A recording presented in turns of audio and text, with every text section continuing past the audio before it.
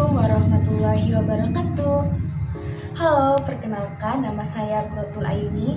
Saya dari Prodi Pendidikan Matematika Universitas Serang Raya. Pada video kali ini, saya akan membuat video pembelajaran guna memenuhi tugas mata kuliah penelitian matematika, yaitu membuat video presentasi proposal skripsi.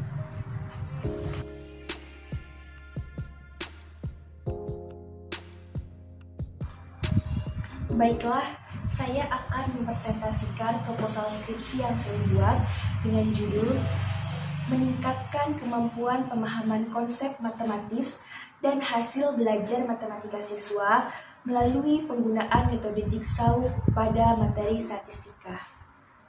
Oke, sebelum kita membahas lebih jauh lagi, pada bab 1 pendahuluan, saya akan memaparkan sedikitnya tentang latar belakang masalah, identifikasi masalah, pembatasan masalah, rumusan masalah, tujuan penelitian, dan manfaat penelitian. Dan pada bab 2 kajian teori, saya akan memaparkan sedikitnya tentang kajian pustaka, kerangka berpikir, dan hipotesis.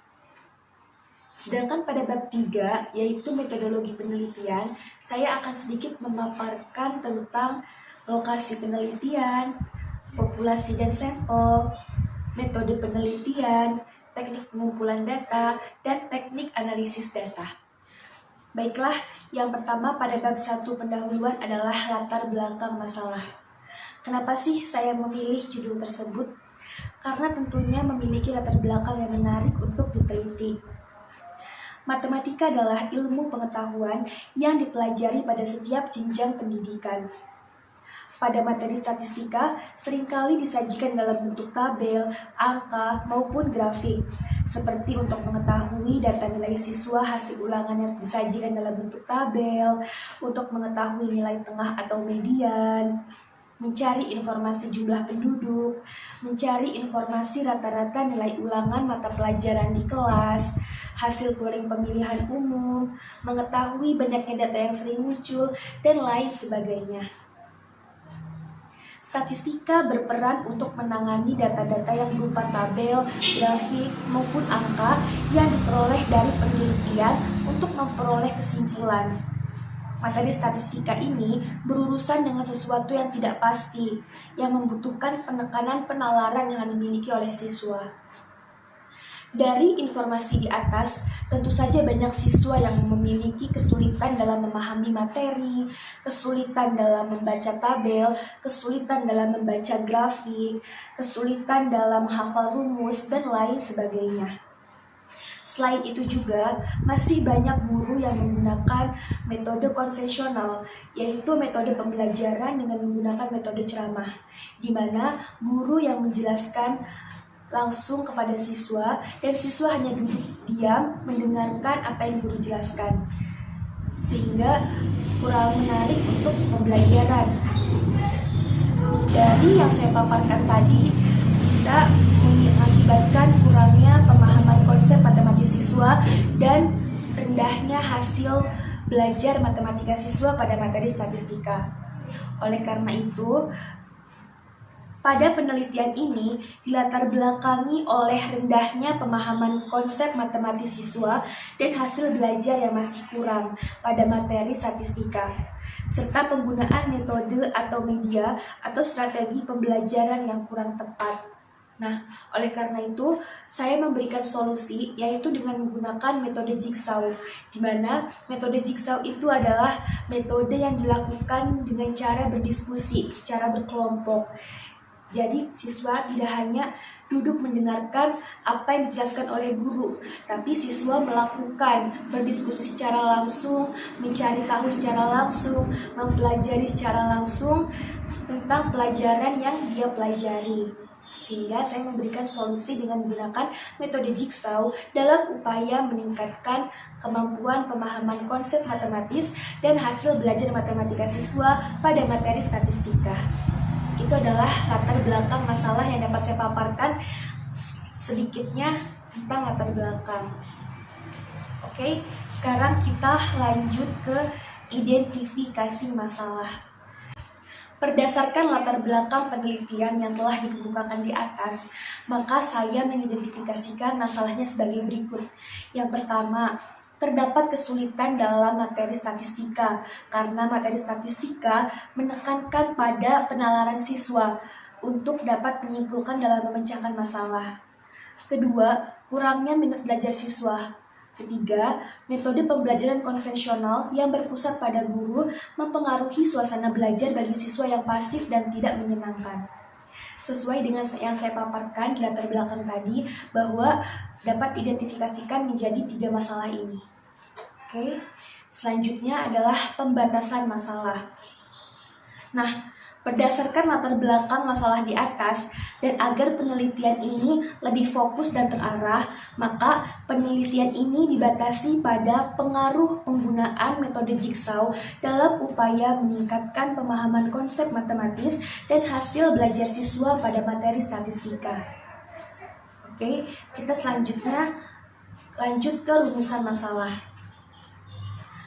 Memperhatikan latar belakang dan identifikasi masalah di atas, dapat diuraikan rumusan masalah sebagai berikut.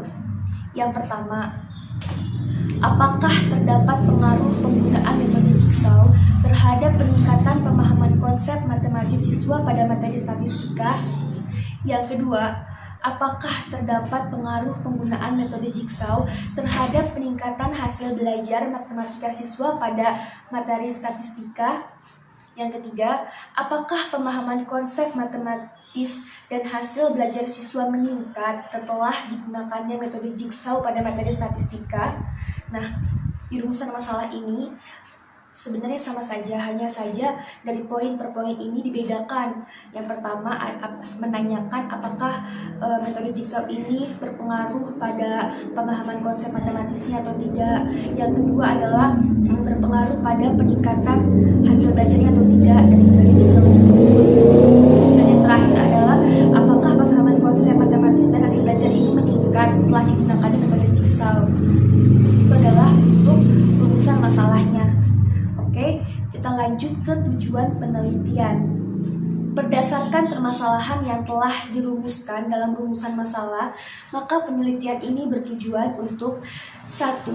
Untuk menguji pengaruh penggunaan metode jigsaw terhadap peningkatan pemahaman konsep matematis siswa pada materi statistika. 2. Untuk menguji pengaruh penggunaan metode jigsaw terhadap peningkatan hasil belajar matematika siswa pada materi statistika. Yang ketiga, untuk menguji adakah peningkatan pemahaman konsep matematis dan hasil belajar siswa setelah digunakannya metode jigsaw pada materi statistika. Itulah tujuan penelitiannya. Secara umumnya adalah untuk menguji pengaruh dari penggunaan metode jigsaw ini, apakah dapat meningkatkan pemahaman konsep matematis siswa dan hasil belajar matematika siswa atau tidak. Seperti itu. Oke. Untuk yang selanjutnya adalah manfaat penelitian. Selaras dengan tujuan yang telah dirumuskan sebelumnya, maka penelitian ini diharapkan memiliki manfaat sebagai berikut. Yang pertama, untuk memperoleh gambaran tentang pengaruh penggunaan metode jigsaw terhadap peningkatan pemahaman konsep matematis siswa pada materi statistika. Yang kedua, untuk memperoleh gambaran tentang pengaruh penggunaan metode jigsaw terhadap peningkatan hasil belajar matematika siswa pada materi statistika. Yang ketiga adalah untuk memperoleh gambaran tentang apakah terdapat peningkatan pemahaman konsep matematika siswa dan hasil belajar siswa setelah digunakannya metode jigsaw pada materi statistika.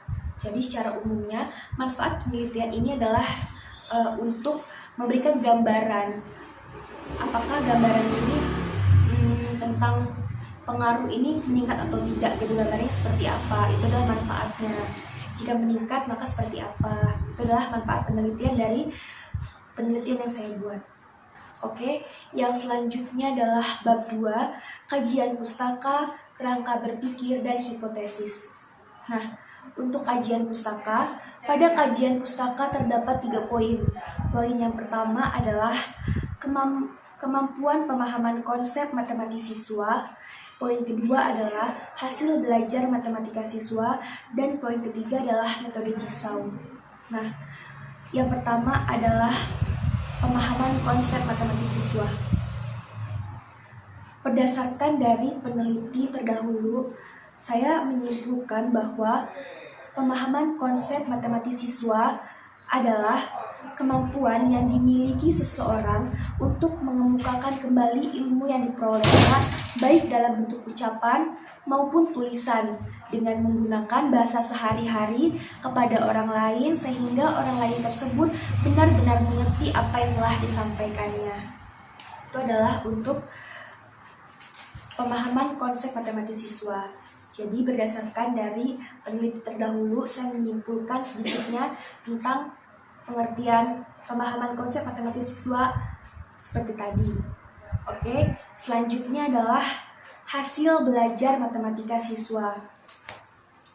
Berdasarkan penelitian terdahulu juga, saya dapat menyimpulkan bahwa hasil belajar matematika siswa adalah hasil yang diperoleh siswa dalam proses kegiatan belajar mengajar dan merupakan kemampuan siswa untuk membuat siswa mengerti terhadap konsep matematika yang diajarkan dan dijelaskan oleh guru. Hasil belajar tersebut dapat berbentuk kognitif, afektif, dan psikomotorik yang penilaiannya melalui tes pada saat kegiatan pembelajaran.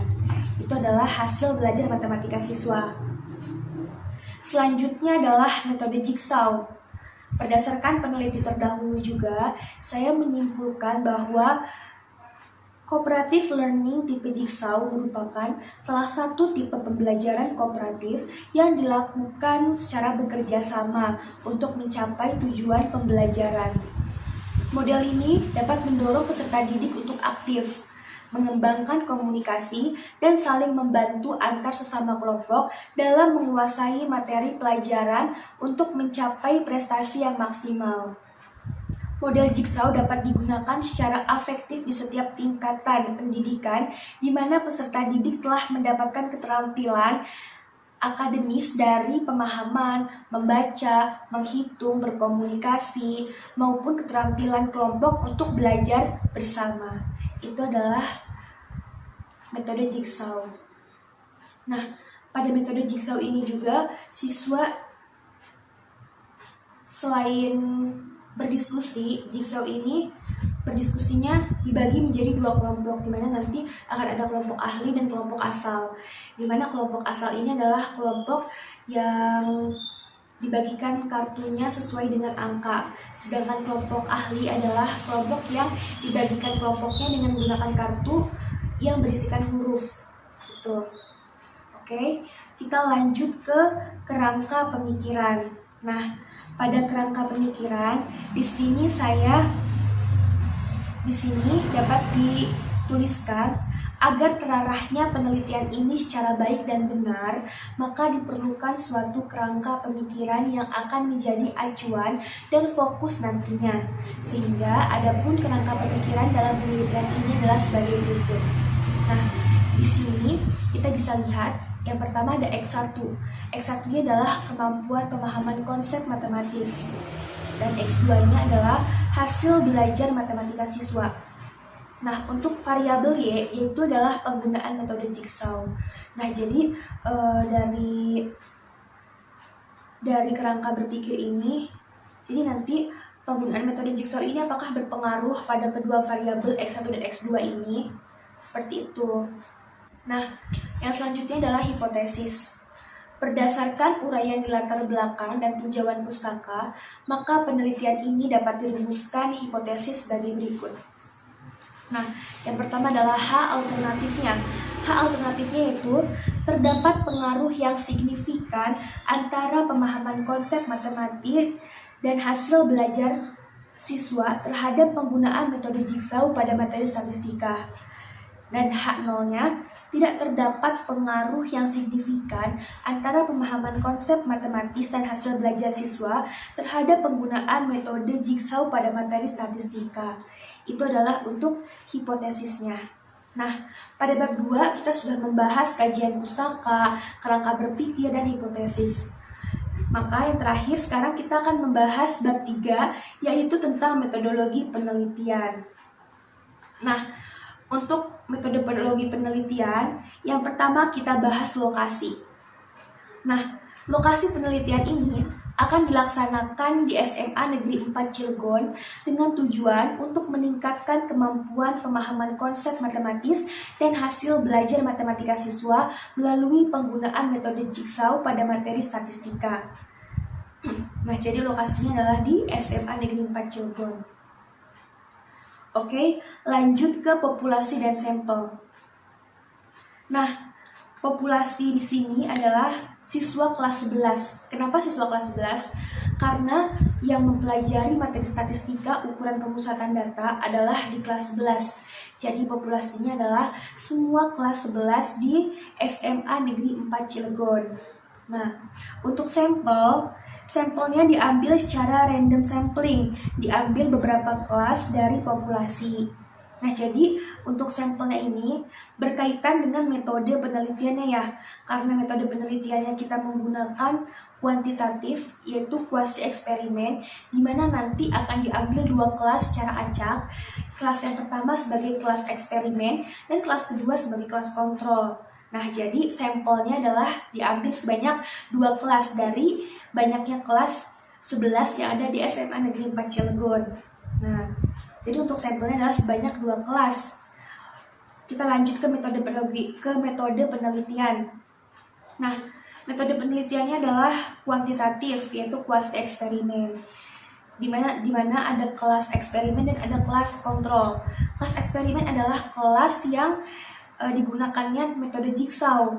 Sedangkan kelas kontrol adalah kelas yang menggunakan metode konvensional seperti biasa pada saat nanti mempelajari materi tersebut. Seperti itu adalah untuk metode penelitiannya. Nah, yang selanjutnya adalah teknik pengumpulan data. Untuk teknik pengumpulan datanya, itu ada tes, dokumentasi, dan angket.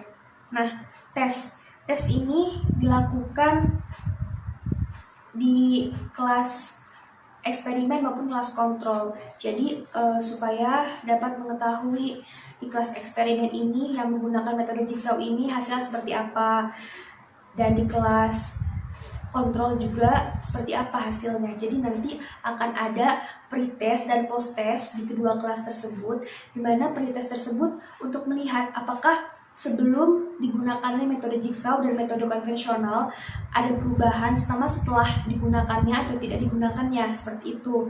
Jadi nanti tes ini ada pretest dan ada posttest ya di kedua kelas tersebut. Nah, yang selanjutnya adalah dokumentasi. Dokumentasi ini adalah berupa RPP. RPP untuk sebagai rancangan pembelajaran yang akan dilakukan. Selanjutnya adalah angket. Nah, angket ini nanti akan digunakan untuk penilaian metode jigsaw. Apakah metode jigsaw ini menarik gitu untuk siswa? Apakah dengan adanya metode jigsaw bakal meringankan atau memudahkan siswa dalam belajar atau tidak, seperti itu. Nah, itu adalah untuk teknik pengumpulan data. Yang selanjutnya adalah teknik analisis. Nah, pada teknik analisis saya menggunakan teknik uji normalitas, uji homogenitas, dan pengujian hipotesis, di mana semuanya ini menggunakan aplikasi SPSS. Nah, mungkin itu saja sedikitnya yang saya jelaskan tentang proposal skripsi yang saya buat.